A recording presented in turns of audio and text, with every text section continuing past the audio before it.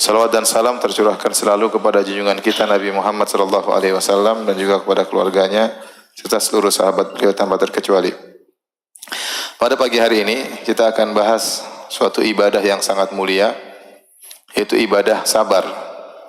Yang ibadah ini ibadah yang berkaitan dengan hati, lisan dan jawari, anggota tubuh.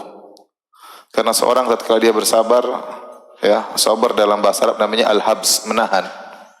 Dia harus bisa menahan lisannya, menahan hatinya, tidak suudzon, berburuk sangka kepada Allah Subhanahu wa taala, menahan lisannya tidak mengucapkan kata-kata yang menunjukkan protes terhadap keputusan Allah dan juga menahan dirinya. Ya. Dan ini berat, oleh karenanya ibadah sabar ini ibadah yang sangat mulia. Begitu pentingnya ibadah sabar sampai Allah sebutkan sabar dalam Al-Quran sekitar 90 kali. Ya. Diulang-ulang oleh Allah Subhanahu wa taala dalam berbagai macam bentuk pengulangan. Yang ini menunjukkan ibadah sabar ibadah yang sangat mulia. Saking begitu mulianya ibadah sabar sampai-sampai para ulama mengatakan bahwasanya al-iman nisfan. Iman itu terdiri atas dua, dibangun di atas dua. Nisfun sabrun wa nisfun syukrun. Satunya adalah kesabaran, satunya adalah bersyukur kepada Allah Subhanahu wa taala. Nah, kalau seorang hamba ya sudah menggabungkan antara sabar dan syukur, maka telah sempurna imannya. Inna fi dzalika laayatin likulli sabarin syakur. Dalam Al-Qur'an Allah sering mengatakan demikian. Sungguh pada demikian itu ya ada tanda-tanda kebesaran Allah bagi orang yang bersabar dan bersyukur. Hanya orang bersabar dan bersyukur yang bisa mengambil banyak pelajaran dari Allah Subhanahu wa taala. Maka seorang muslim berusaha berada di antara dua ini, sabar dan syukur, syukur dan bersabar. Nabi sallallahu alaihi wasallam berkata, "Ajaban li amril mu'min, inna amrahu kullahu khair, wa laysa dzalika illa lil mu'min." Sungguh menakjubkan perkara seorang mukmin.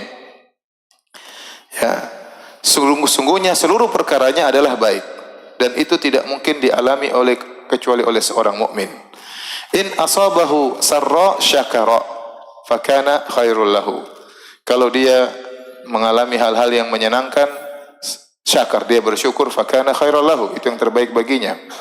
Wa in asabahu dharra sabara. Kalau ternyata dia ditimpa dengan perkara-perkara yang dia tidak sukai, sabara, dia bersabar. Wa kana khairul lahu, dan itu lebih baik baginya. Jadi kita ingatkan kembali bahwasanya sabar ini ibadah yang mulia, bahkan dia setengah daripada keimanan. Setengah keimanan adalah sabar, setengah keimanan adalah syukur. Kenapa kita perlu membahas masalah sabar? Karena sering hidup di dunia ini tidak sesuai dengan keinginan kita. Kita inginnya gini, inginnya ini, inginnya anu, ternyata tidak sesuai dengan yang kita cita-citakan. Ya. Terlebih lagi kita ini orang beriman pasti diuji. Bahkan Allah berjanji akan menguji orang beriman. Kita nggak usah bicara orang beriman, kita bicara orang tidak beriman. Orang-orang non-muslim, orang-orang kafir. Ya. Mereka juga diuji, bukan cuma kita. Bukankah mereka juga tidak semuanya selalu senang? Bukankah mereka juga ada yang sakit? Bukannya mereka juga ada yang bersedih? Bukannya mereka juga menangis? Bukankah banyak di antara mereka bunuh diri? Ya, berarti banyak hal-hal yang tidak sesuai dengan keinginan mereka. Apalagi orang beriman. Allah sudah janji akan menguji mereka. Kata Allah Subhanahu wa taala, "Am hasibatum an tadkhulul jannata wa lamma ya'tikum mathalul ladzina khalau min qablikum massatuhumul ba'sa wa dharra wa zulzilu." Apakah kalian menyangka akan masuk surga sementara belum datang kepada kalian ujian yang berat sebagaimana telah menimpa orang-orang sebelum kalian? Mereka dahulu diuji dengan kesulitan, penderitaan, dan digoncang oleh Allah Subhanahu wa taala. Dalam ayat yang lain kata Allah Subhanahu wa taala, Alif Lam Mim, ahasiban nasu ayyutraku ayyaqulu amanna wa hum la yuftanun. Apakah manusia dibiarkan berkata kami beriman dan mereka tidak diuji? Tidak bisa. Kita bilang beriman, harus ada ujian. Wa laqad fatanna alladziina min qablihim fala ya'lamanna Allahu alladziina shadaqu wa la ya'lamanal kadzibin. Sungguh Allah telah menguji orang-orang sebelum mereka sehingga Allah tahu mana imannya benar dan mana imannya enggak benar. Dan kita memang hidup di atas muka bumi ini memang untuk diuji. Dunia ini ya bukan singgahan kita yang terakhir ya. Ini hanya sementara. Dan kita harus sadar kita sekarang diuji di dunia ini. Dalam medan ujian. Makanya Allah mengatakan Tabarakalladzi biyadihil mulku wa huwa ala kulli syai'in qadir alladzi khalaqal mauta wal hayata liyabluwakum ayyukum ahsanu amala. Maha suci Allah yang telah menciptakan kematian dan kehidupan. Ya. Untuk apa? Liyabluwakum. Jadi Allah menghidupkan kita di atas muka bumi ini untuk apa? Liyabluwakum, untuk menguji kalian. Ayyukum ahsanu amala. Siapa di antara kalian yang amalnya yang terbaik dalam menghadapi ujian. Allah berfirman juga, kullu nafsin dha'iqatul maut wa nabluukum bisyarri wal khairi fitnah wa ilaina turja'un.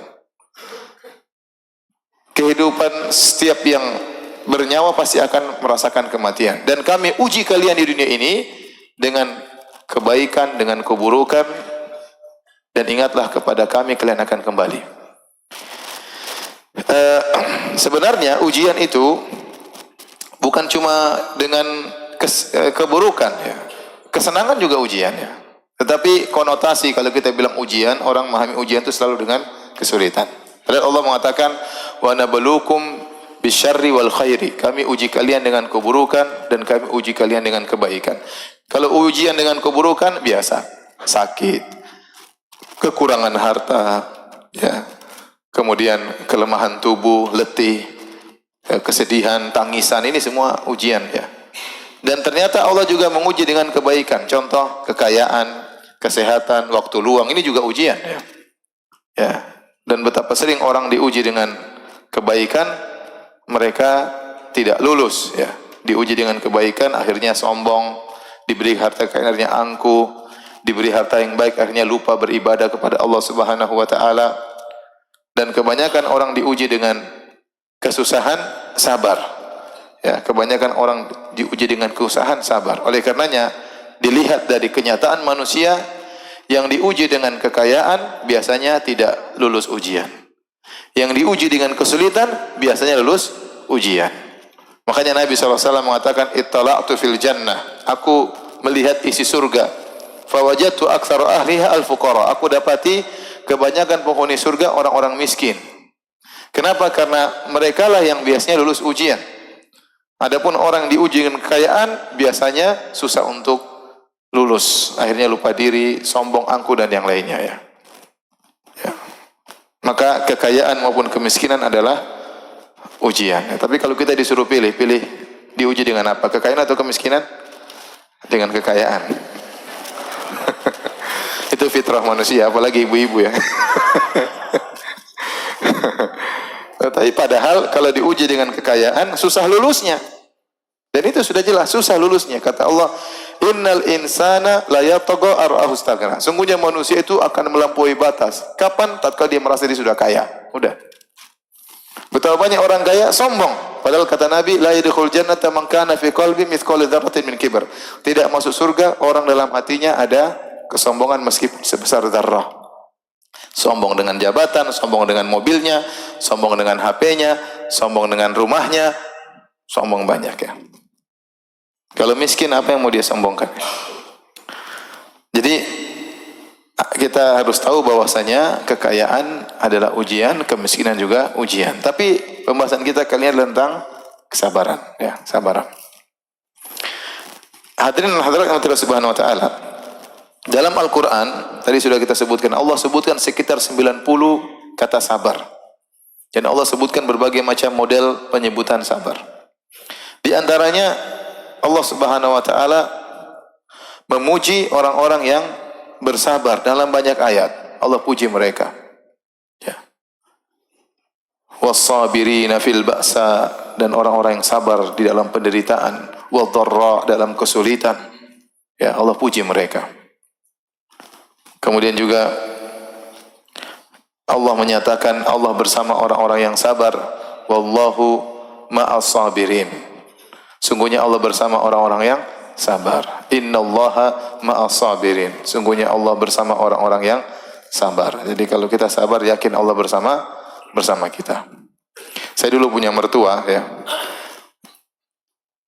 Sudah meninggal rahimahullah. Ya, karena dia sudah meninggal jadi saya cerita aja. Dia orangnya selalu salat malam, enggak pernah ditinggal. Salat duha enggak pernah tinggal ya. Selalu dia bilang, "Innallaha ma'as sabirin." Saya sering dengar kalimat itu dari mertua saya. Innallaha ma'as sabirin. Sungguhnya Allah bersama orang yang sabar. Kalau kita yakin ayat ini, kita akan diberi kekuatan. Bosnya Allah bersama kita. Semakin kita sabar, Allah semakin bersama kita. Kemudian di antara ayat kata Allah, wallahu yuhibbus sabirin. Allah mencintai orang-orang yang sabar. Jadi kita harus tahu dunia ini memang ujian. Kita sedang diuji. Dan Allah sangat mencintai orang-orang yang sabar. Kalau Anda ingin meraih kecintaan Allah, Anda bersabar. Banyak orang ya ingin dicintai oleh Allah, tapi dia tidak tahu jalannya bagaimana dicintai oleh Allah. Di antara jalan agar Anda dicintai oleh Allah, sabar. Ya, sabar. Betapa sering orang ngaku-ngaku cinta kepada Allah tapi cintanya bertepuk sebelah tangan. Allah tidak mencintainya. Ya. Makanya kata Ibnu Qayyim rahimahullah, "Laisa sya'nu an tuhib wa innama sya'nu an tuhab."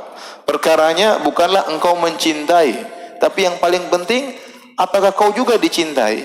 Itu yang paling penting. Nah, apakah Anda dicintai oleh Allah? Lihat nanti buktinya. Engkau sabar enggak? Kalau engkau sabar berarti kau dicintai oleh Allah. Kalau kau enggak sabar, enggak dicintai oleh Allah Subhanahu wa taala.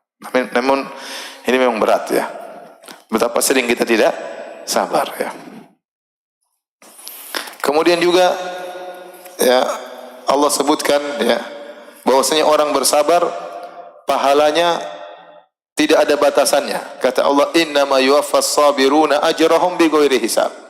Sungguhnya orang-orang sabar itu diberi ganjaran tanpa hitungan. Panjang. Pahala tidak berhenti-berhenti. Makanya benar kata orang sabar itu enggak ada batasannya. Kalau orang sabarnya terbatas, pahalanya berhenti. Kapan dia terus bersabar, pahala terus mengalir kepadanya. Jadi ini di antara ayat-ayat ya yang Allah Subhanahu wa taala sebutkan dalam Al-Qur'an sangat banyak, saya tidak mungkin baca semuanya tentang keutamaan bersabar. Ya, karena Allah Subhanahu wa taala.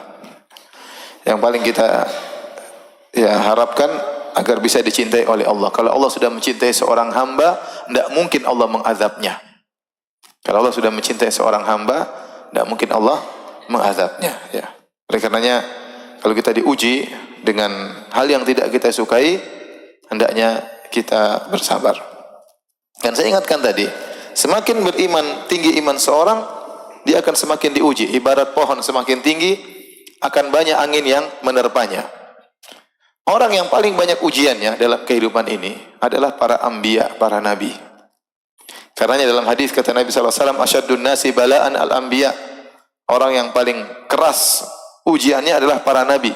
Tsumma salihun, kemudian orang-orang saleh. Tsummal amsal fal amsal, kemudian yang selanjutnya dan selanjutnya.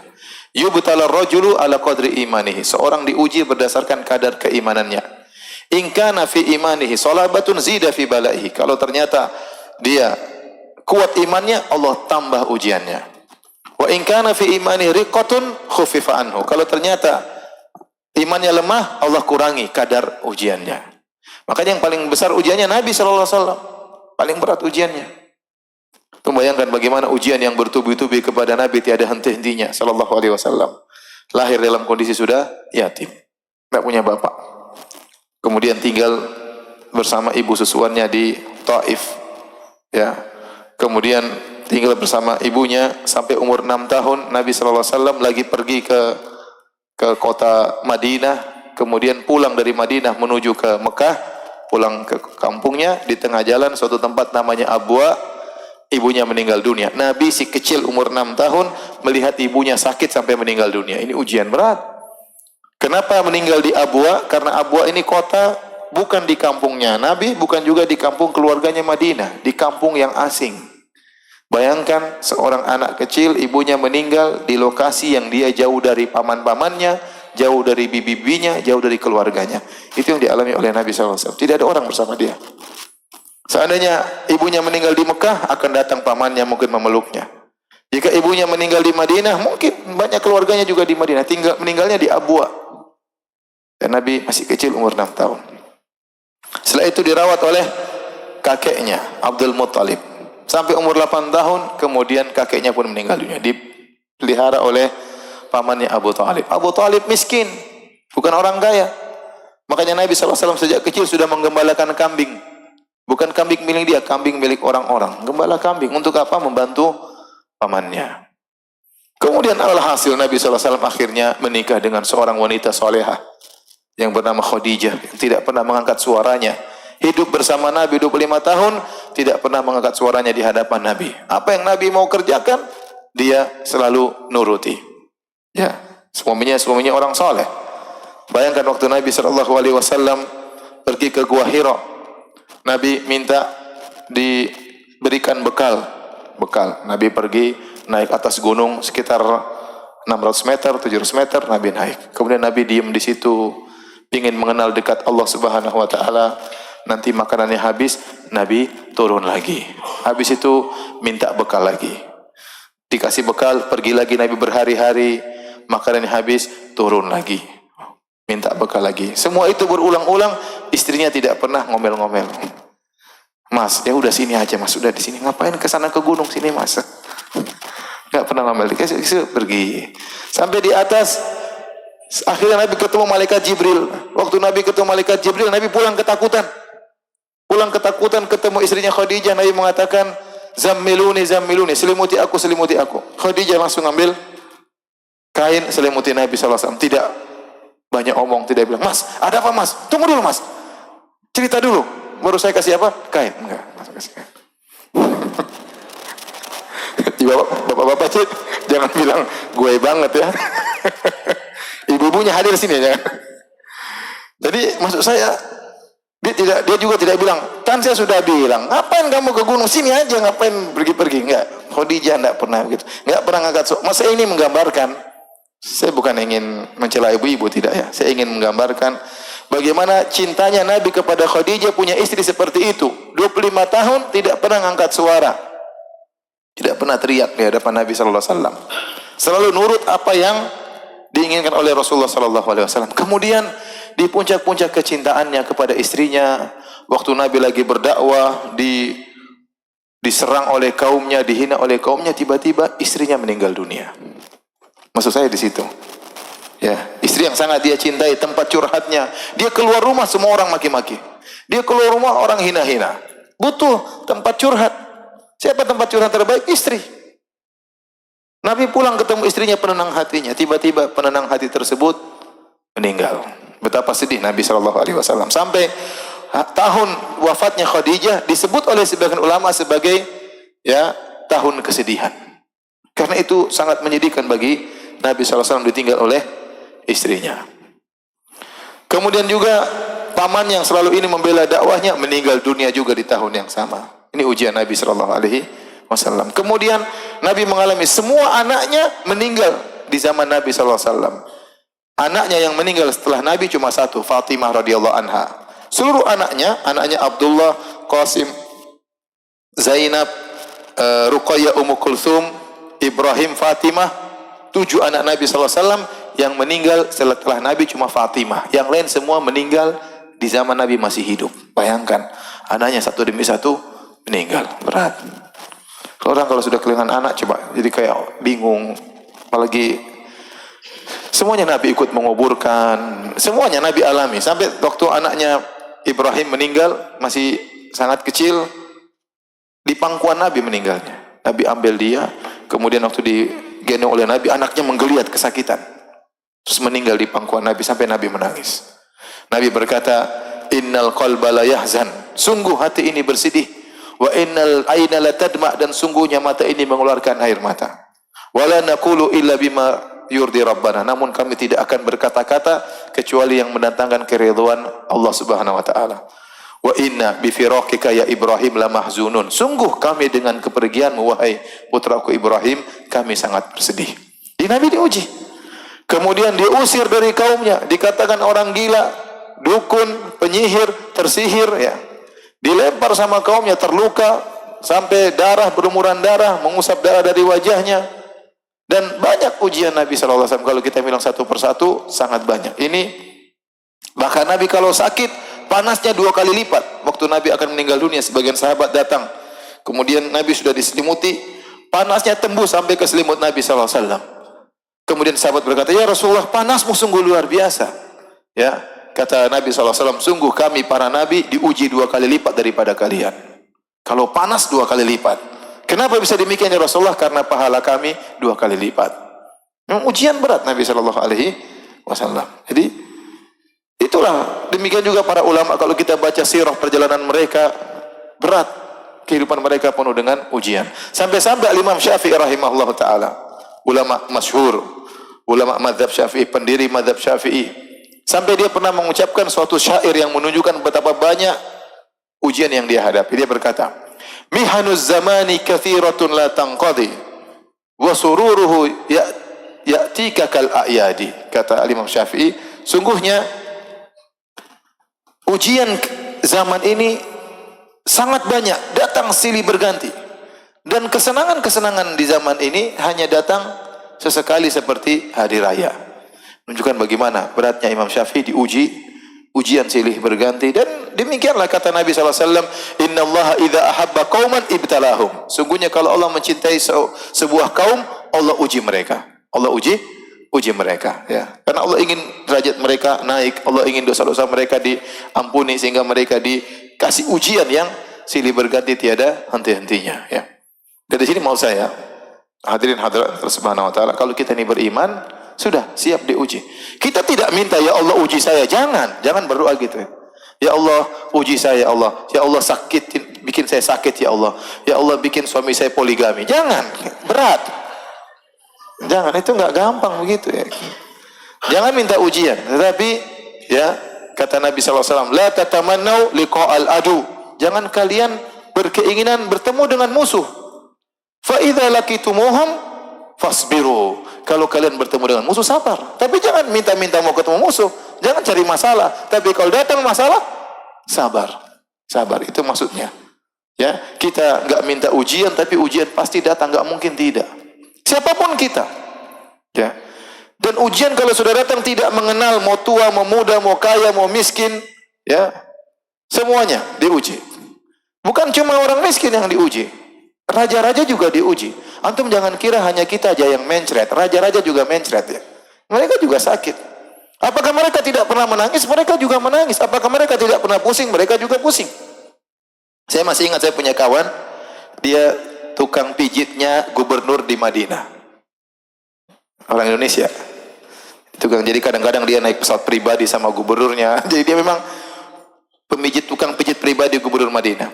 Dia bilang satu hari, waktu ada orang-orang takfiri yang suka kafirkan orang, terjadi tembak-tembakan di kota Madinah.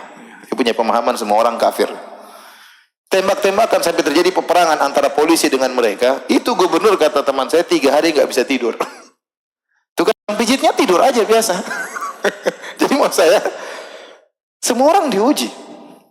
Antum kira kalau punya istana banyak kemudian dia pusing juga, ya. Antum kira jadi presiden enak, dimaki-maki orang, dia tidak. Dimaki-maki orang. Dia dapat kesenangan, tapi banyak juga yang dia korbankan. Waktunya sama keluarganya nggak bisa, kapan dia mau jalan-jalan, belum maki urusan banyak. Semua orang diuji.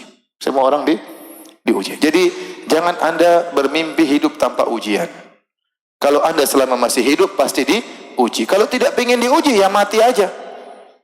Insya Allah udah nggak ada ujian. Ujian berikutnya di alam barzakh. Di dunia udah selesai, alam barzakh baru mulai ujian. Jadi itulah kenyataan bahwasanya namanya kehidupan ini pasti diuji. Ada orang diuji dengan suaminya. Ada suaminya brengsek, tiap hari nyakiti hati. Saya mau kawin lagi, saya mau kawin lagi. Tidak kawin-kawin, tiap hari sakit hati. Terus kalau kawin, ujian baru lagi. Sudah bilang 5 tahun mau kawin, kan akhirnya kawin, ujian lagi sendiri, ya. Ujian. Ada orang diuji dengan istrinya, selalu pikirannya harta, terus harta terus. Istri ngomel-ngomel, tidak pernah ridho, tidak pernah berterima kasih sama suami. Ada istri seperti itu. Ya, ada istri seperti itu. Dikasih apa-apa tidak bersyukur. Ada uang abang disayang, tidak ada uang abang ditendang ya. Sampai ada supir protes ya. Aduh, saya kasih uang sama orang, kasih 10.000 aja, ada pengemis saya kasih atau tukang parkir, didoain. Makasih Pak Haji, padahal belum haji. Oh, saking. Tapi kalau kasih uang istri 100.000, dia nggak bilang terima kasih. Segini aja. Masya Allah. Hatinya sakit itu supir itu. Ya. Istrinya tidak bersyukur. Ada istri kalau sama orang lain, Masya Allah lembutnya luar biasa. Sama teman-temannya, iya ukhti, Masya Allah lembut. Sama suami orang, iya mas. Sama tukang bakso ramah. Mas, bakso mas ya. Tapi sama suaminya kasar. Sampai-sampai suaminya mungkin berkeinginan jadi tukang bakso biar istrinya lemah lembut sama dia. Jadi ada orang diuji dengan mertuanya. Betapa banyak orang masalah ke saya diuji dengan mertua. Ustaz, mertua saya begini. Ustaz, ngomel terus, ribut tiap hari. Orang diuji macam-macam. Ada orang diuji dengan anaknya. Anaknya enggak mau ngaji, anaknya enggak mau sholat, anaknya ngajak berantem dia. Itu kejadian benar. Bapaknya diajak berantem, malu. Ibunya diomel-omelin. Itu ada orang diuji dengan anak kena kasus narkoba. Ada orang diuji dengan tetangganya. Tetangga itu mulutnya ember terus, pokoknya sana sini ngerumpi terus, ya udah. Kita enggak mungkin enggak diuji. Hidup ini pasti, siapapun Anda pasti diuji. Mau ustadz nggak ustadz, mau raja bukan raja, mau presiden, mau menteri, semuanya diuji. Ya, tadi saya bilang apa? Kalau tidak mau diuji apa? Mati saja. Kadang-kadang kita tidak ingin ada hidup tenggelam dalam problematika. Kita masalah. Terkadang kita ini yang bikin masalah orang. Jadi ya sudahlah, namanya kehidupan itu seperti sekarang. Karena kita tahu ujian pasti datang. Nah, bagaimana kita bersikap menghadapi ujian tersebut? Itu yang pahala atau tidak. Itu ujian nggak mungkin terhindar. Tapi bagaimana kita mau dapat pahala dalam menghadapi fenomena atau pernak-pernik kehidupan dunia ini? Ibu dan bapak yang dirahmati Allah Subhanahu Wa Taala. Kita berbicara tentang sabar. Ya, sabar dalam syariat dibagi menjadi 3. Selalu kalau kita bilang sabar, selalu konotasinya sabar terhadap musibah. Padahal sabar itu ada 3. Sabar dalam menjalankan ketaatan. Yang kedua, sabar dalam meninggalkan maksiat. Dan yang ketiga, sabar tatkala terkena musibah. Ini 3 kesabaran. 3 kesabaran. Yang sebenarnya 3 sabar ini, sabar dalam menjalankan ketaatan, sabar meninggalkan maksiat, sabar dalam menghadapi perkara yang tidak kita sukai. Ini sebenarnya terkumpul dalam puasa. Kalau orang puasa, sabar untuk berpuasa itu butuh kesabaran. Sabar tidak bermaksiat. Dia puasa, dia harus tundukkan pandangan, dia tidak boleh ghibah, dia tidak boleh bohong, dia tidak boleh habisin waktu nonton macam-macam. Ya, ini butuh kesabaran. Dia tahu kalau dia puasa tapi lihat cewek-cewek, maka pahalanya berkurang. Pahalanya kena roaming, dia tahu. Dia tahu kalau dia puasa nonton sinetron, sama pahala puasanya kena apa? Kena roaming, ya. Butuh sabar meninggalkan maksiat. Kemudian lapar, haus itu musibah. Dia sabar. Orang berpuasa sebenarnya dia telah mengumpulkan 3 kesabaran ini. Ya, sabar dalam ketaatan, sabar dalam meninggalkan maksiat, dan sabar dalam menghadapi ujian. Sekarang kita bicara yang pertama, sabar dalam menjalankan ketaatan. Ini butuh kesabaran. Betapa banyak ketaatan yang kita kerjakan butuh kesabaran. Contoh bapak-bapak, sholat subuh di masjid. Oh, itu butuh kesabaran, gak gampang. Lagi musim dingin, kemudian hujan, ya. Kalau hujan tidak apa-apa nggak ke masjid, ya. Kalau hujan nggak apa-apa nggak ke masjid. Misalnya lagi ngantuk, ya. Kemudian kita dengar azan dikumandangkan, as-salatu khairum minan naum, salat lebih baik daripada tidur. Wah, kita harus sabar, ya. Betapa banyak orang badannya kuat, tapi imannya nggak ada, dia tidak mampu melangkahkan kakinya menuju masjid. Dia tidak mampu untuk bangun dari tempat tidurnya. Ya, betapa banyak orang yang mungkin secara fisik lemah, tetapi dia kuat dalam beribadah. Syekh Abdul Razak, hafizahullah ta'ala, guru saya, ya, sering bercerita, dulu di Masjid Nabawi, salat tarawih di 10 hari terakhir 2 ronde. Ronde pertama 1 juz, Ronde kedua 3 juz. Sekarang sudah enggak, sekarang 1 juz seperempat. Tapi dulu sekitar 20 tahun yang lalu itu kalau sudah sholat malam itu bisa sampai 3 juz. Jadi satu bisa. Kalau yang saya dapati sekitar 17 tahun yang lalu sampai sekarang ronde pertama 1 juz, yang kedua jam 1 sampai 3 seperempat. Dan itu 10 malam terakhir. Dulu lebih daripada itu. Nah, saya cerita dia pernah sholat malam. Qadarullah tiba-tiba di depan dia datang seorang Indonesia pakai tongkat jalan, kakinya satu enggak ada. Kemudian dia sholat di depan Syekh, sholat malam 3 juz, entah berapa jam itu, mungkin 3 jam 3 jam atau berapa jam pokoknya. Dia sholat, dia taruh itu tongkatnya dan dia sholat bersama imam sampai selesai di atas satu kaki. Kata Syekh, ini orang saya tidak kenal dia dan dia tidak kenal saya, tapi dia guru saya pernah berguru dari dia. Karena 3 jam depan saya terus, saya lihat ini orang luar biasa, tidak letih, tidak sholat. Dan saya tahu bahwasanya namanya kekuatan itu kekuatan iman. Bukan masalah badan, kekuatan iman. Syekh bilang, saya tidak pernah kenal dia, tapi saya sering mendoakan dia sampai sekarang. Kenapa? Karena dia telah beri pelajaran kepada saya. Jadi memang kita masalah ketaatan memang harus sabar, enggak gampang ya. Saya katakan, jangankan kita, orang-orang pelaku maksiat, mereka bersabar. Pelaku kesyirikan, mereka bersabar.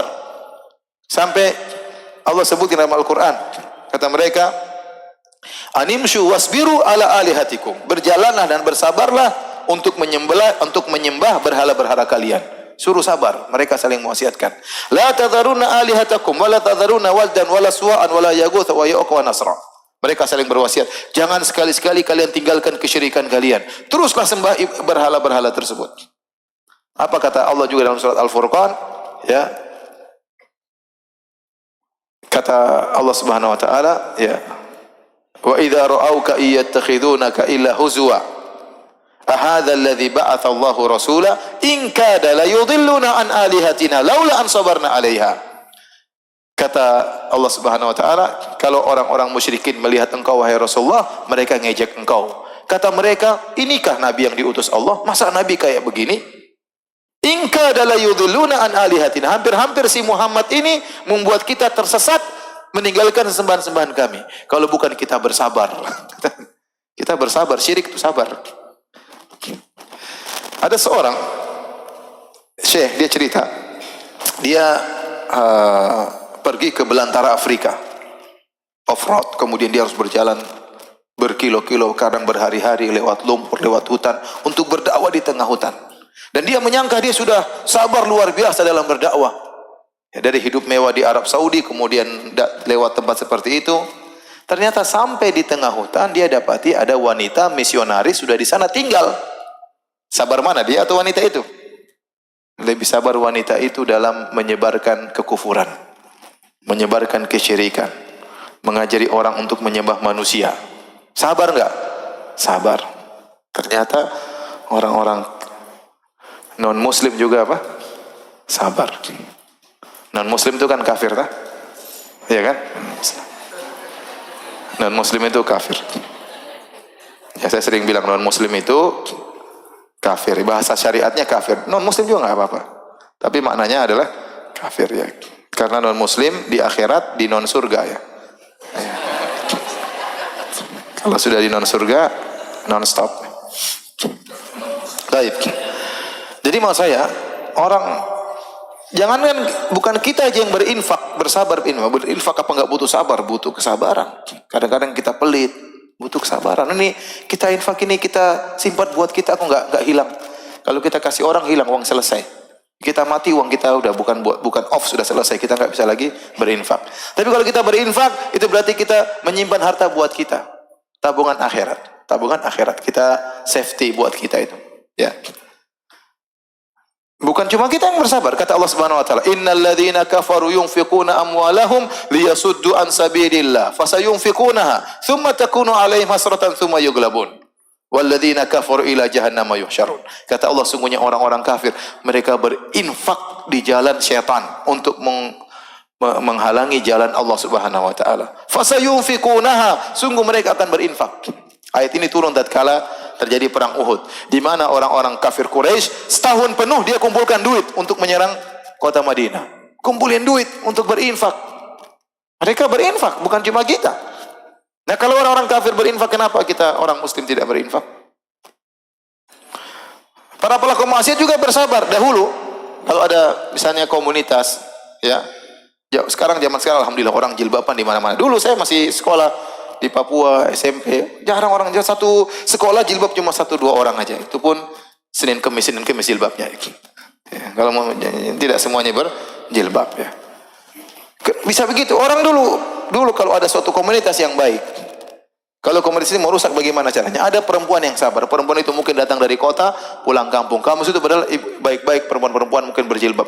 Dia datang ke kampung, dia tidak pakai jilbab, kemudian dia perlihatkan pahanya, dia berjalan di tengah kampung. Orang-orang pasti mencela, ibu-ibu terutama. Ini perempuan tidak punya malu, masa jalan bajunya kayak gitu, menor, rok mini, you can see. Tapi dia bersabar. Ini perempuan bersabar. Bersabar. Saya banyak pengikutnya. Akhirnya orang pakai jilbab malah dicela, ini jilbab sok alim, sok malaikat ya. Jadi pelaku maksiat juga bersabar. Nah, kalau mereka bersabar padahal itu mengantarkan kepada kebinasaan, bagaimana dengan orang yang beriman? Harus bersabar. Allah sebutkan contoh dalam Al-Quran, dalam surat Ar-Ra'd, tentang orang harus bersabar dalam menjalankan ketaatan. Kata Allah, dan ciri-ciri penghuni surga. Kata Allah, alladzina yufuna bi ahdihim wala yanqudun alladzina yufuna bi ahdillahi wala yanqudunal mitsaq walladzina yasiluna ma amara Allah bihi ayyusal wa yakhshawna rabbahum wa yakhafuna su'al hisab walladzina sabaru ibtigha'a wajhi rabbihim wa aqamus salata wa anfaqu mimma razaqnahum sirran wa alaniyah wa yadra'una bil hasanati sayyi'a ulaika lahum uqubad dar jannatu adin yadkhulunaha wa man salaha min abaihim man salaha min abwahim azwajihim wa dzurriyyatihim wal malaikatu yadkhuluna alaihim min kulli bab salamun alaikum bima sabartum. Jadi Allah sebutkan ciri-ciri penghuni surga dalam surat Ar-Ra'd. Kata Allah, orang-orang yang menunaikan janji mereka kepada Allah butuh sabar. Kalau orang sudah bersumpah demi Allah, dia tunaikan janjinya. Aufu bil uqud, tunaikan janji kalian. Kalau dia ngomong, sabar. Kemudian kata Allah, walladzina yasiluna ma amara Allah bi. Orang yang menyambung silaturahmi butuh kesabaran. Emang gampang nyambung silaturahmi? Enggak gampang. Terkadang kita ribut dengan kakak kita, ribut dengan adik kita, ternyata kita sudah berbuat baik dituduh tidak oleh ibu kita. Enggak nyambung silaturahmi enggak gampang. Ketemu tante, ketemu sepupu, terkadang dia ngomongin di ini, apalagi kalau kita miskin direndahkan, miskin dihina. Ya, kalau kita kaya dibilang sombong, kalau miskin dibilang kasihan. Enggak gampang nyambung silaturahmi. Tidak semua orang sekeliling kita orang soleh. Ya. Belum kita ribut dengan kakak, dengan adik, macam-macam banyak. Silaturahmi butuh kesabaran. Makanya orang-orang ini masuk surga, begitu masuk surga apa kata malaikat? Salamun alaikum bima sabartum. Selamat kalian masuk surga atas kesabaran kalian. Ini dalil bahwasanya salat butuh kesabaran, silaturahim butuh kesabaran, menunaikan janji butuh kesabaran. Kata Allah, wa'mur ahlaka bis salati wastabir 'alaiha. Suruhlah keluargamu salat dan bersabarlah. Sabar. Ente salat sabar, suruh anak istri salat juga apa? Sabar. Butuh kesabaran. Jadi menjalankan ketaatan butuh kesabaran. Kita mau haji kumpulin duit, butuh kesabaran. Tahu-tahu tergoda, pingin beli mobil baru. Akhirnya dana haji nggak jadi, nggak sabar. Ya, butuh semua umroh, kumpulin duit butuh kesabaran. Berbakti sama orang tua, sabar. Telepon orang tua tiap hari, safar menuju rumah orang tua. Ya, ngobrol sama orang tua butuh kesabaran. Orang tua di masa jompo ingin ngobrol-ngobrol. Dia pingin anak-anaknya mana dulu, kehilangan dia kebahagiaan. Kita kesana sabar, ngobrol sama dia, pijit kakinya, cium keningnya. Waktu kita habis hanya buat ngobrol sama dia, ngobrol ngalor ngidul, nggak apa-apa, butuh kesabaran. Sementara kita sibuknya luar biasa. Intinya masalah ketaatan butuh kesabaran. Sabar yang kedua adalah sabar meninggalkan maksiat. Ini juga tidak kalah beratnya. Di zaman sekarang ini, zaman yang penuh godaan, terutama laki-laki, ya Allah. Tontonan semua isinya cewek-cewek buka aurat. Iklan-iklan semuanya cewek-cewek yang buka aurat ya. Karena semua yang ditampilkan adalah cewek sekarang. Iklan apapun isinya cewek. Iklan pasta gigi juga cewek. Ya, iklan HP juga cewek. HP-nya kecil, ceweknya gede. Iklan kecil. Semua iklan cewek semuanya. Soalnya kita susah jaga pandangan. Padahal kalau kita lihat cewek terbuka auratnya, pahala kita kena roaming. Pahala puasa kita kena roaming. Terkadang roaming nasional, terkadang roaming internasional. Tergantung yang kita lihat ya. Jadi itu berat ya. Makanya Allah sebutkan ya tentang ujian yang dihadapi oleh Nabi Yusuf alaihissalam. Allah sebut dalam surat Yusuf ya. Bagaimana Nabi Yusuf, Allah abadikan cerita ini sebagai pelajaran bagi kita bahwasanya meninggalkan maksiat itu juga butuh kesabaran luar biasa. Nabi Yusuf waktu masuk di kamar digoda oleh Zulaikha. Zulaikha ini perempuan cantik sekali. Dia adalah istri menteri. Dan kebiasaan menteri kalau cari istri pasti yang cantik. Mana menteri cari istri yang jelek? Jadi Zulaikha ini cantik. Kemudian setelah dia cantik, dia sudah bersiap mempercantik lagi dirinya untuk merayu Nabi Yusuf alaihissalam. Dan Nabi Yusuf masih muda. Orang muda gejolak syahwatnya lebih besar daripada yang sudah tua. Kemudian sendirian, gak ada yang lihat. Wa ghallaqatil abwab, pintu-pintu semua sudah ditutup. Kalau mereka bermaksiat gak ada yang lihat. Aman. Ini juga semakin mendorong untuk bermaksiat. Kemudian Yusuf juga asing, jauh dari rumahnya. Orang kalau di luar biasanya lebih mudah bermaksiat daripada di kampung sendiri. Kalau keluar negeri maksiat ya nggak malu-malu. Tapi kalau di kampung sendiri malu. Ya. Jadi banyak hal. Belum perempuannya yang ngerayu. Ya. Laki-laki banyak kalau dia menggoda wanita dia takut-takut. Tapi kalau wanita yang mulai, wah dia langsung goyang imannya ya. Diam-diam mau goda, aduh nggak enak, nggak tahu-tahu perempuannya bilang, Mas gimana Mas? Wah goyang dia, goyang imannya, goyang jenggotnya, goyang semuanya. Repot ya. Jadi Nabi Yusuf ini, terus dia tampan, di antara godaan diriku dia tampan, namanya orang tampan tuh pede. Dia tuh tidak, kalau nggak tampan kan, nggak pede. Tapi kalau tampan pede, dia mau juga siap. Karena tampan. Jadi sampai disebutkan ada 10 atau 11 ujian, tapi subhanallah. Dia kabur, dia takut, maka dia lari, takut nggak sabar. Kenapa Nabi Yusuf lari? Karena dia takut tidak sabar suatu saat imannya goyang. Makanya Allah mengatakan walaqad hammat bih, sang wanita sudah kebelet sama pengen Nabi sama Yusuf. Kata Allah wa hamma biha, Nabi Yusuf juga sudah tergerak. Dia laki-laki, ini perempuan depannya cantik sekali, makanya dia kabur. Tapi Allah abadikan bagaimana ujiannya Nabi Yusuf yang sangat luar biasa ini. Ada kisah saya diceritain terjadi di Universitas Islam Madinah. Saya sekolah dulu di Universitas Islam Madinah, UIM, Islamic University of Madinah. Dan di sana ada 100 lebih negara, 112 atau 120 saya lupa. Makanya kalau ada main bola itu Piala Dunia di sana karena wah ramai semuanya. Jadi satu kamar kita dibagi-bagi. Jadi saya dulu sekamar orang Bangladesh sama orang Afrika. Jadi bukan Indonesia semuanya, enggak. Sengaja memang dia dicampur aduk. Biar bahasa Arabnya jalan terus. Karena kalau kita Indonesia terus, udah kita ngomong Indonesia, enggak ngomong Arab. Itu sudah pasti. Makanya dicampur-campur dengan negara lain. Suatu hari di Wihdah 2, yaitu di asrama nomor 2, ada orang Rusia sama orang Afrika satu kamar. Orang Rusia sama orang Afrika satu kamar. Biasa kalau sudah mau pulang musim liburan musim panas, karena kita sekolah 9 bulan, libur 3 bulan. Jadi saya dulu waktu S1, saya sampai 5 tahun berpisah dengan istri. Berat, ujian berat. Saya cuma ketemu istri 3 bulan. Setelah itu, saya di sekolah 9 bulan. Masya Allah. Beratnya luar biasa. Antum tidak merasakan, tapi saya. Kalau mau telepon setengah mati, dulu telepon di Madinah mahal. 1 menit 14 real. 1 menit 14 real dulu. Jadi kalau saya mau telepon, saya harus bangun jam 2, korting 50%, 7 real. Jam 2 saya keluar, bukan sholat malam, saya cari telepon. Mau telepon istri. Begitu cepet. Karena 1 menit 7, 2 menit 14 real, waduh, baru gaji cuma berapa sedikit. Butuh kesabaran. Sampai saya ingat dulu satu sekolah yang punya HP cuma 2 orang, karena dulu punya HP harus deposit sekian ribu real. Kita nggak punya duit. Jadi mahasiswa yang kaya orang Indonesia cuma 2 orang. Istri saya akhirnya dia punya HP, dia kirim SMS lewat nomor teman saya. Dikasih tahu, Firanda, ada SMS dari istrimu. Wah, bahagia saya. Saya tunggu malam-malam teman saya itu. Dia nggak pulang-pulang. Teman saya keluyuran. Dia datang mungkin jam 12. Saya tunggu dengan penuh kebahagiaan. Saya buka HP-nya, ternyata error, nggak bisa kebaca.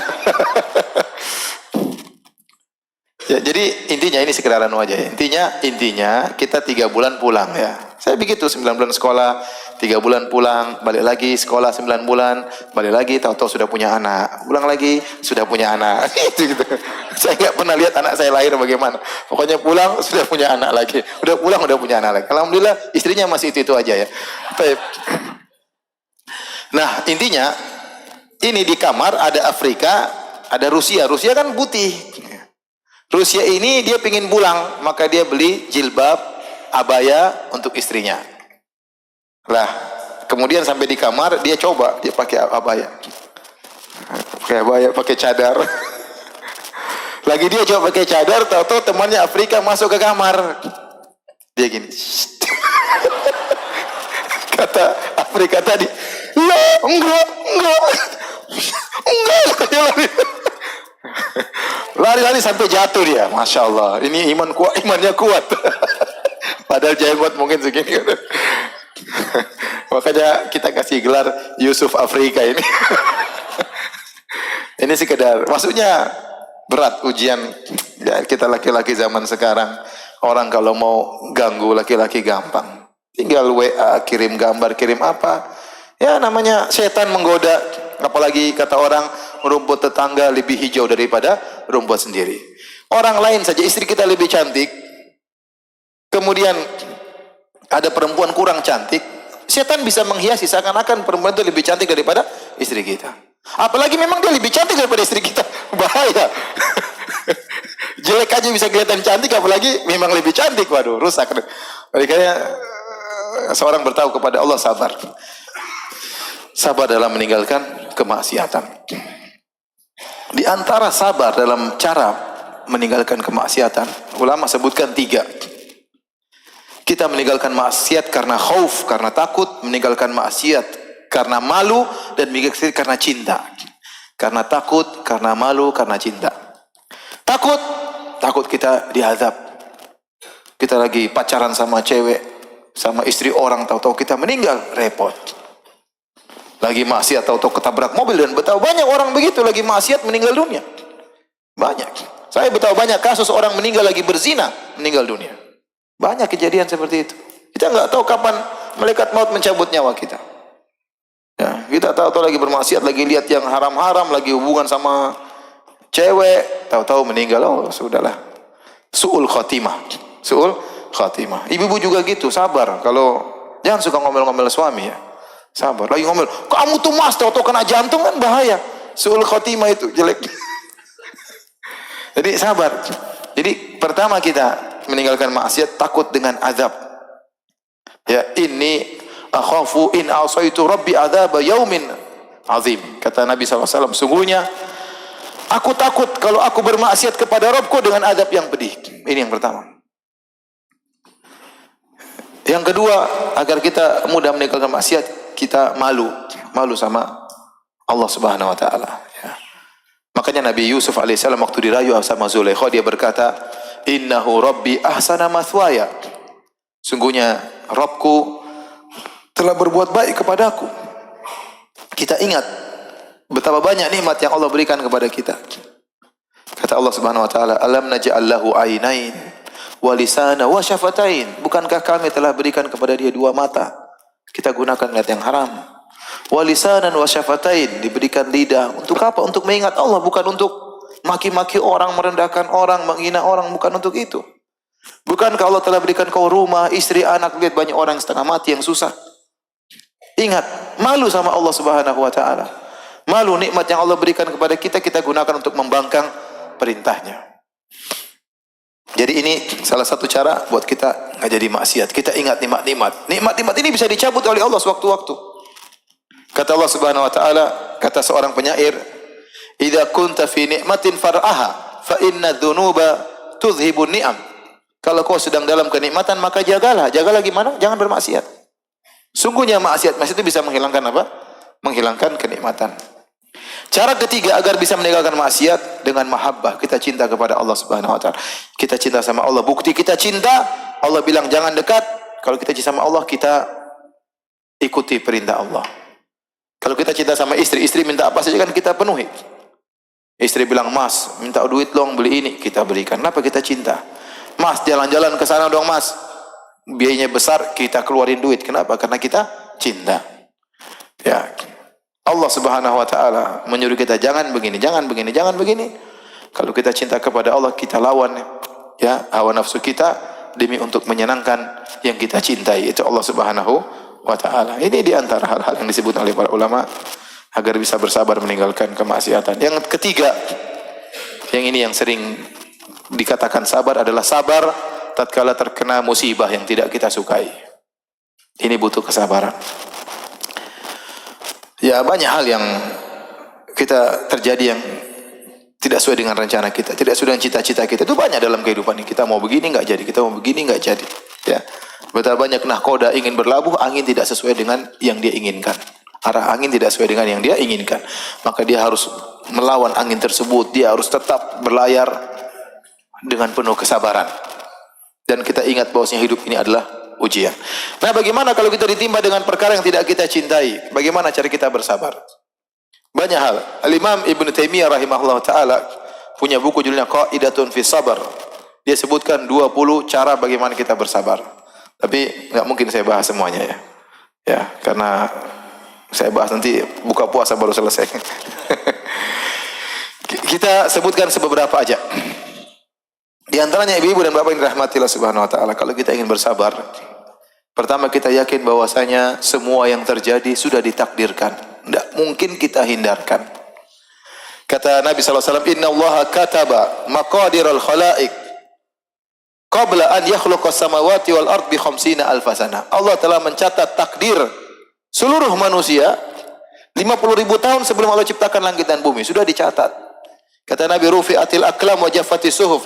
Pena untuk mencatat takdir sudah diangkat, lembaran sudah kering, enggak mungkin berubah.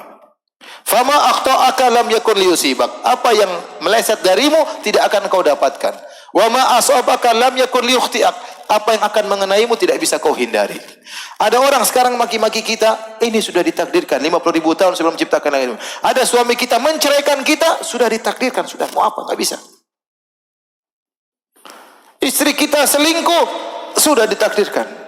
Pertama kita sabar, baru kita cari solusi. Pertama sabar dulu.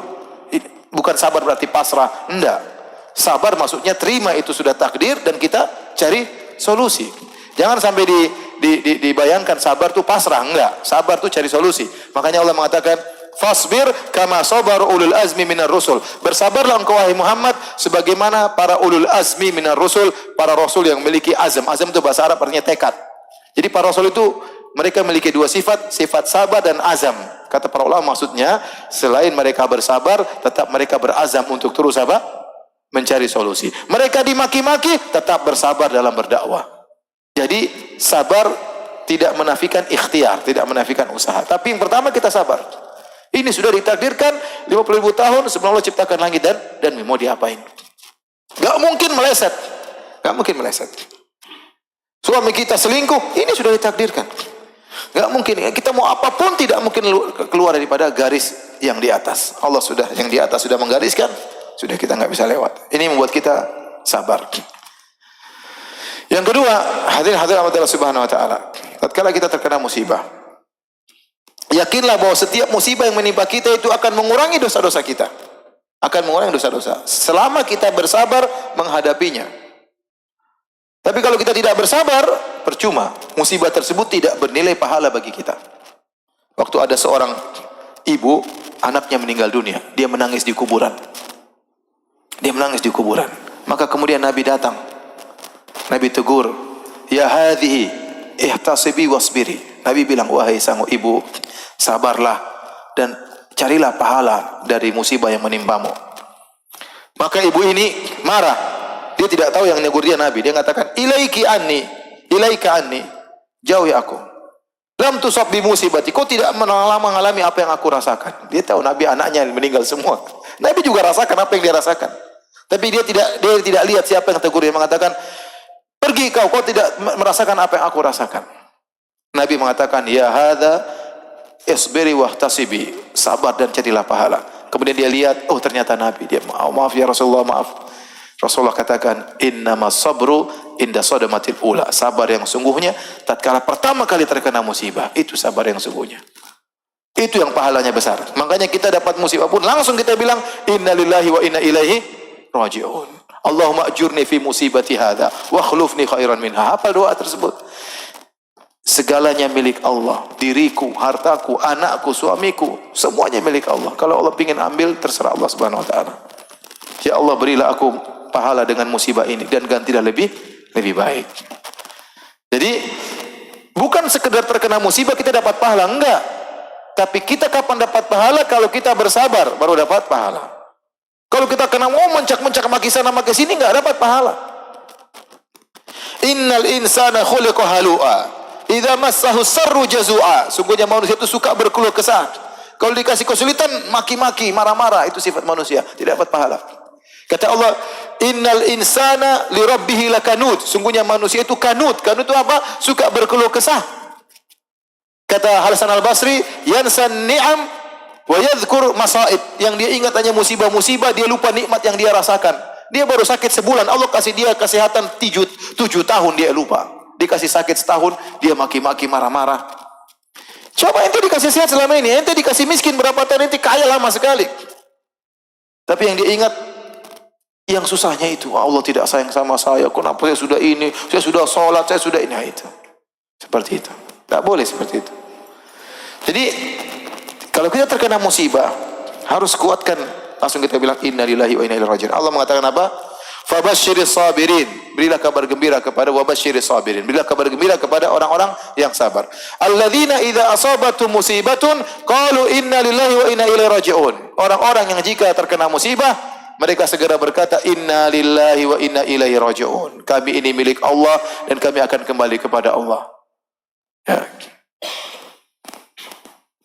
Jadi kita tahu bahwasanya musibah itu akan menghilangkan dosa-dosa kita, dapat pahala. Di antara dalil bahwasanya musibah menghilangkan dosa, apa kata Nabi sallallahu alaihi wasallam? Ma yusibul muslim min wasabin wala nasabin wala hammin wala hazanin wala ghammin wala adhan wala syauka yushakuha illa kafarallahu biha min khotoyahu. Tidaklah menimpa seorang mukmin baik sakit atau letih atau sedih, ditimpa dengan kesedihan, banyak masalah. Au hammin, kekhawatiran nanti gimana masa depan, kekhawatiran berlebihan. Au ghammin, kegelisahan, tahu-tahu hatinya gelisah, enggak tenang. Au adhan, diganggu sama orang, dimaki sama orang, diambil hartanya, dijatuhkan harga dirinya. Hatta syauka yushakuha, sampai duri yang mengenanya, kata Nabi, kecuali Allah akan menghapuskan dosa-dosanya. Jadi yakinlah semua yang kita rasakan itu semua mengurangi dosa kita kalau kita bersabar. Pulang ke rumah tahu-tahu diomelin sama suami. Mami ini masak kayak bagaimana? Enggak ada angin, enggak ada apa, kita diomelin. Yakinlah itu penghapus apa? Dosa. Iya sayang, iya. Ya udah. Kalau kita balas ngamuk-ngamuk, enggak dapat pahala. Sabar ya. Pulang tahu-tahu diomelin istri, ya sama ya. Ya udahlah, sabar. Ini mengurangi apa? Dosa-dosa. Mungkin kita tadi maksiat, lihat cewek, lihat istri orang, macam-macam. Pulang diomelin istri. Ini mengurangi apa? Dosa. Sudahlah, sabar. Kita sakit, mengurangi dosa. Jangan kita marah-marah. Apa kata Nabi SAW? La tasubul humma. Janganlah kalian mencaci maki demam. Fa innaha tuthibul khotaya kama yuthibul kir khabathal hadid. Kata Nabi, jangan kalian mencela demam, sungguhnya demam itu menghapuskan dosa-dosa sebagaimana alat pandai besi menghilangkan karat dari besi. Jadi kadang kita dikasih sakit, yakinlah itu menggugurkan dosa-dosa kita. Kita akan musibah, mengurangi dosa-dosa kita. Ini membuat kita bersabar. Yang ketiga, agar membuat kita bersabar tatkala terkena musibah, bahwasanya dengan musibah tersebut derajat seorang bisa naik. Kata Ibnu Al-Qayyim rahimahullahu taala, bisa jadi Allah mencintai hamba ini. Allah ingin menaikkan dia surga yang tinggi, tetapi amal dia cuma sedikit. Amal dia tidak cukup untuk mendongkrak dia ke surga yang tinggi. Supaya dia bisa ke surga tinggi, Allah kasih dia musibah. Allah kasih dia ujian supaya dia bisa naik ke surga yang yang tinggi. Sebagaimana ujian yang dihadapi oleh para nabi, para orang-orang soleh. Mereka bukan karena dosa, tapi karena mereka ingin dinaikkan derajatnya oleh siapa? Allah Subhanahu wa taala. Jadi kita ya sudahlah, alhamdulillah Allah kasih ujian, kita hadapi. Ini semua teori ibu-ibu ya, prakteknya susah. Tapi saya harus sampaikan teori ini. Kita saling mengingatkan. Karena sabar nih pahalanya besar. Di antara cara agar kita bersabar, kita lihat yang lebih susah daripada kita. Kata Nabi SAW, "Unzuru ila man asfala minkum wa la tanzuru ila man fawqakum, fa innahu ajdaru alla tasdaru ni'matallahi 'alaikum." Lihatlah yang di bawah, jangan lihat di atas, agar kalian pandai bersyukur. Ya. Kita ya apa kurang, sudah punya rumah, udah punya mobil, udah punya suami, punya istri, punya anak. Lihat masih banyak orang susah. Coba saya kemarin ke mana, ke suatu tempat sana. Ya Allah, ada anaknya sakit, dia nggak bisa bawa ke dokter. Ada suaminya di PHK, ngomong sama istri saya, bisa nggak Ustaz carikan kerja buat suami saya? Kenapa? Suami saya di PHK. Waduh, saya mau kasih kerja apa? Saya nggak punya perusahaan. Tapi bayangkan kesulitan yang mereka rasakan. Ada orang anaknya sampai berapa? 5, sampai berapa? Kasihan. Sakit-sakitan nggak dibawa ke rumah sakit, nggak ada duit. Sampai meninggal di depan dia, nggak bisa dia bawa ke rumah sakit. Masih banyak orang susah, masih banyak orang susah. Jangan sana ente jalan ke bawah jembatan, lihat orang susah-susah sana. Masuk di tengah-tengah kamu, lihat orang rumah kecil-kecil setengah mati, yang nggak ada AC, pakai apa, kipas angin. Kadang-kadang kita perlu ajak anak kita lihat-lihat biar mereka tidak terlalu banyak tingkah ya. Nih, tuh, tinggal kayak gitu. Supaya anak kita pandai apa? Bersyukur. Tidak banyak nuntut beli HP lah, beli anu lah, beli inilah, beli anu lah. Istri kita juga tuh bawa tuh. Tuh lihat tuh. Sekalian bawa ke kuburan. Tuh. Melihatnya rumah mewah, sini dompet baru, kerjanya tiap hari browsing tas. Wow. Duit nggak ada, browsing tas terus kerjanya. Itu bukan istri saya ya, saya cuma cerita. Jadi apa? Lihat ke bawah biar kita pandai bersyukur. Bersama orang, saya ini sekedar cerita aja, waktu saya ke mana? Ke Lombok. Waktu ada gempa. Orang-orang bilang, "Ustaz, kalau ke sana, saya ada pengajian kebetulan ya. Ustaz, bawa itu pakaian dalam. Ibu-ibu sangat suka." Benar, bawa pakaian dalam. Oh, ibu-ibu senangnya, pakaian dalam kayak dapat emas. Saking mereka nggak punya pakaian dalam karena gempa. Bayangkan, Masya Allah, rumah rata. Mereka sholat di tenda. Mereka sholat masih. Masya Allah. Kita rumah mewah macam-macam. Terus tidak bersyukur, sholat masih malas-malas. Sholat duha selalu lewat. Ya. Sholat subuh sambil ngantuk-ngantuk. Apalagi ibu-ibu, nggak ada qobliyah, nggak ada ba'diyah. Ya. Sholat menjelang asar baru sholat duhur. Ibu kan begitu ibu ya? Benar kan? Bohong puasa batal loh.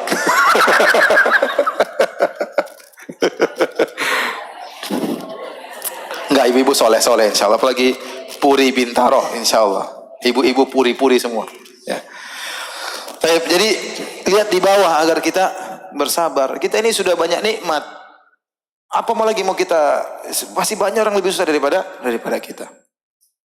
Terus di antara hal yang buat kita bersabar, ini ayat yang Allah ulang-ulang dalam dua ayat, kata Allah, "Wa asa an takrahu syai'an wa huwa khairul lakum." Bisa jadi kau benci sesuatu, itu lebih baik bagimu. Wa asa an tuhibbu syai'an wa huwa syarrul lakum. Bisa jadi kau suka sesuatu, lebih buruk bagimu. Wallahu ya'lamu wa antum la ta'lamun. Allah lebih tahu dan kau tidak tahu. Bisa jadi yang kita suka, yang kita rencanakan, ternyata tidak sesuai dengan kita rencana. Ternyata lebih baik bagi kita, namun kita tidak tahu. Dalam ayat yang lain, wa asa an takrahu syai'an wa yaj'allahu fi khairan katsira. Bisa jadi kau benci sesuatu, ternyata di balik kebencianmu Allah jadikan banyak kebaikan. Dan itu benar. Banyak hal tidak kita sukai, ternyata di balik itu banyak apa? Kebaikan. Cerita banyak. Ada orang ketinggalan pesawat. Aduh, nggak mau, ternyata pesawatnya meledak. Benar ya. Ada orang mungkin dia baru beli mobil, mobilnya dicuri. Dia marah-marah, ternyata kalau dia naik mobil mungkin tabrakan, dia nggak tahu. Dirampok, dibunuh orang, dia nggak tahu. Jadi kita selalu husnudzan kepada Allah Subhanahu wa ta'ala. Ada orang tiap malam salat malam, ya Allah lunaskan hutang-hutangku. Allah tidak kasih lunas-lunas. Kenapa? Kalau dilunasi hutangnya, dia nggak salat malam lagi. Itu terjadi benar seperti itu. Ya udahlah. Ada orang dia tidak bisa baik kecuali dengan miskin. Ada orang dia tidak baik kecuali dengan kaya. Kalau dia miskin, dia mungkin merampok, membunuh. Allah biarkan dia kaya. Antum pilihnya yang ini kan biasanya. Tapi kan bukan pilihan antum. Allah yang milih, bukan urusan antum. Ada orang yang kalau dikasih kaya lupa diri, nggak sholat, maksiat, kerjanya nonton bioskop, nonton sinetron, itu kerjaannya. Kapan baca Quran? Nggak pernah baca Quran. Ya.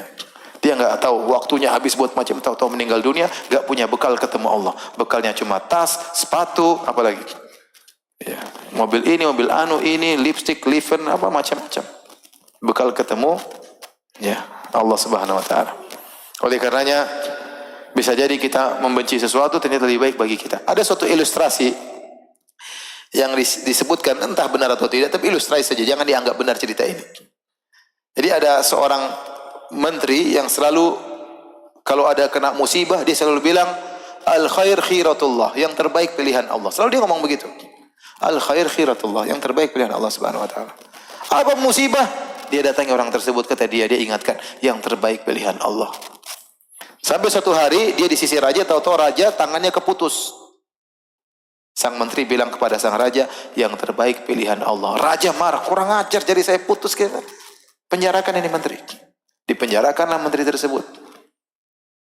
Waktu dipenjara, kata dia, yang terbaik pilihan Allah. Saya dipenjara ini pilihan Allah. Setelah raja tersebut keluar dengan pengawalnya, mereka berburu, mereka mengejar, akhirnya mereka keluar jauh sampai ke tempat orang-orang Badui, penyembah arwah. Ditangkaplah mereka, dikepung, ditangkap. Mulailah dibunuh satu persatu untuk diserahkan kepada sesembahan mereka. Dibunuh satu, dibakar, dibunuh satu, dibakar terus. Sampai pada sang raja, waktu mau dibunuh ternyata jarinya putus. Ini enggak pantas untuk disembahkan kepada Tuhan kita. Kenapa? Dia cacat. Udah kamu pulang aja katanya. Dan dia cacat. Masya Allah, waktu dia pulang, dia baru ingat perkataan menterinya.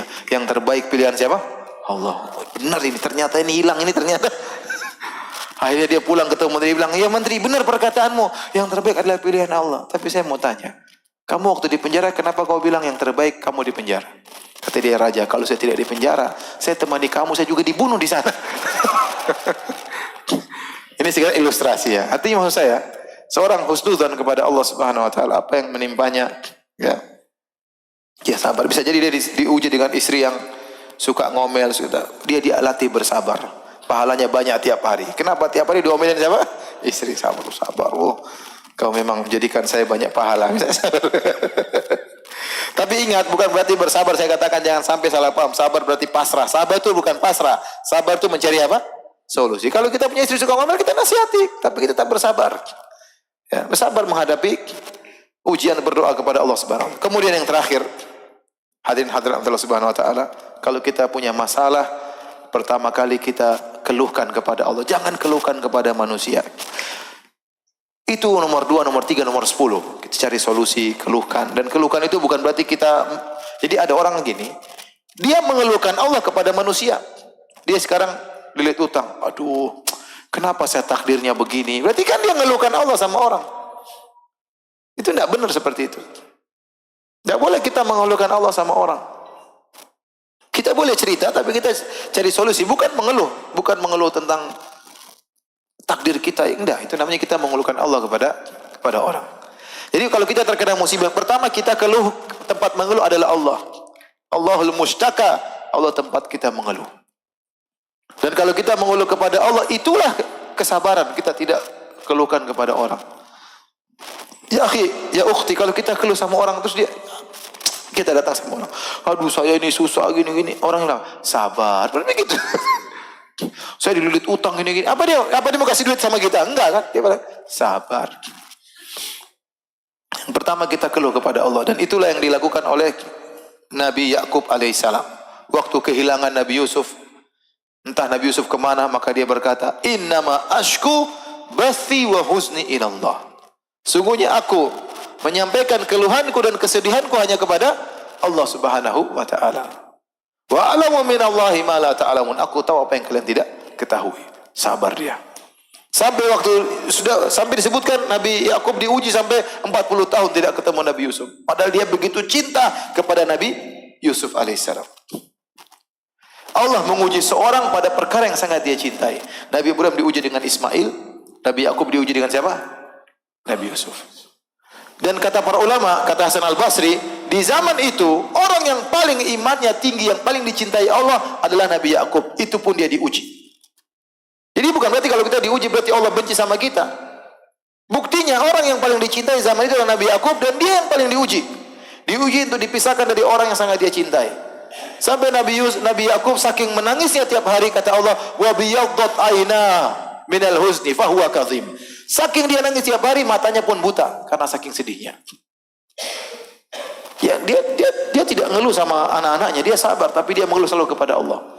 Allah terus kasih ujian. Bayangkan hari-hari penuh dengan tangisan sampai 40 tahun sampai matanya buta. Setelah itu Allah kembalikan Nabi Yusuf alaihissalam belakangan setelah 40 tahun atau lebih. Jadi kita mengeluh tidak apa-apa, tapi mengeluh kepada siapa? Allah. Nabi Ayub waktu diberi penyakit oleh Allah Subhanahu wa taala, dia berdoa, in anni masaniyad durru wa anta arhamur rahimin. Ya Allah, aku ditimpa dengan penderitaan, Engkau adalah Maha Penyayang. Dia berdoa agar Allah angkat penyakitnya. Kata Allah, inna wajadnahu sabiran ni'mal abdu innahu awwab. Kami dapati Ayub adalah orang yang sangat sabar. Sungguh dia adalah sebaik-baik hamba. Innahu awwab, dia selalu kembali kepada Allah. Padahal dia mengeluh. Tapi mengeluhnya kepada siapa? Allah. Dan Allah mengatakan dia adalah orang yang sabar. Ya akhi, kalau antum ada masalah, anti ada masalah, bangun malam, ya, orang sedang tidur, antum berdoa. Apa kata seorang penyair? Labistu thawbar raja wan nasu qad raqadu wa kumtu ila maulaya ashku ma ajidu. Aku pakai pakaian harapanku, aku bangun di tengah malam, orang-orang sedang tidur, lalu aku keluhkan kepada Allah apa yang aku dapati dalam kehidupan dunia ini. Itu orang beriman seperti itu. Minta kepada Allah. Allah apalagi di sepertiga malam terakhir, Allah turun ke langit dunia, Allah mengatakan hal min da'in fa astajibalah. Apakah ada hambaku yang mohon akan aku kabulkan permintaannya? Fa hal min sa'il fa utiya su'ala. Apakah ada yang berdoa akan kabulkan doanya, akan kabulkan permohonannya? Allah lagi cari hambanya, cari muka malam itu. Ente bangun cari muka sama Allah Subhanahu wa taala.